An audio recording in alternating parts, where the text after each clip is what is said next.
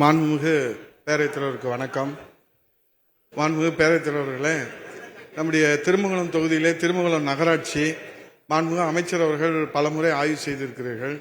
அது மதுரை மாநகராட்சிக்கு மிக அருகாமையிலே அமைந்திருக்கிற காரணத்தினாலே அந்த பகுதி விரிவடைந்து கொண்டே செல்கிறது. ஏற்கனவே இருக்கின்ற மக்கள் தொகைக்கு ஏற்ப சாலைகள் மேம்பாடு, குடிநீர் வசதி, சுகாதாரம், துப்புரவு பணிகள், இதற்கு கடந்த காலங்களிலே போதிய நிதிகள்லாம் ஒதுக்கப்பட்டு அந்த பணிகள் எல்லாம் மேற்கொள்ளப்பட்டது. தற்போது அதிகரித்து வருகின்ற தேவைக்கு ஏற்ப இந்த சாலை மேம்பாடு, இந்த குடிநீர் வசதி, கூட்டு குடிநீருக்கு மாண்புமிகு அமைச்சர்கள் அனுமதி கொடுத்திருக்கிறீங்க. மேல் நிறுத்தி தட்டி கட்டிட்டு இருக்கிறாங்க. இருந்த போதிலும் அங்கே பற்றாக்குறை இருக்கிறது. அதிகமான தேவைகள் இருக்கிற காரணத்தினாலே அதற்கு தேவை ஏற்படுகிற அளவில் சிறப்பு நிதிகளை சாலை மேம்பாட்டுக்கும், குடிநீர் வசதிக்கும், சுகாதாரத்திற்கும், தூய்மை பணிக்கும் மாண்புமிகு அமைச்சர் அவர்கள் ஒதுக்குவதற்கு முன் வருவார்களா என்பதை மாண்புமிகு பேரவைத் தலைவர் வாயிலாக கேட்கிறேன். மாண்புமிகு அமைச்சர். மாண்புமிகு பேரவைத் தலைவர்களே,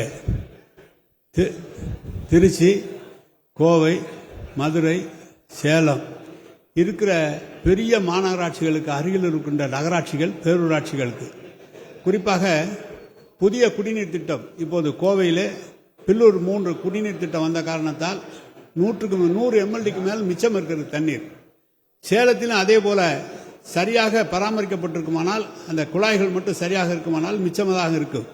திருச்சியிலும் அப்படித்தான் இருக்கிறது. மதுரையிலே இப்போ புதிய திட்டம் பெரியார் டேம்ல இருந்து எடுக்கிறோம். புதிய திட்டம் விரைவிலே முடிய இருக்கிறது. டேங்க் 5 டேங்க் தான் கட்டுனா முதலமைச்சர் கொடுக்க போறார்.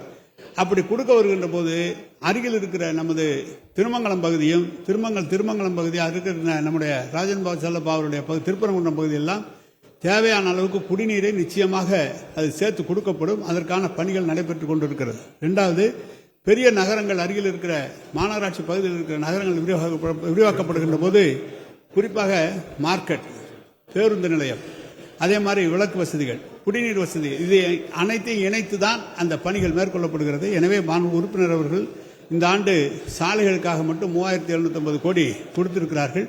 எனவே அதையும் கருத்திலே கொண்டு தங்கள் பகுதியிலே விரிவாக்கத்திற்கு உரிய நிதி ஒதுக்கப்படும். அதை எழுதி கொடுத்தால், எது முக்கியம் என்று எழுதி கொடுத்தால் அதை எடுத்துக் கொள்ளப்படும்.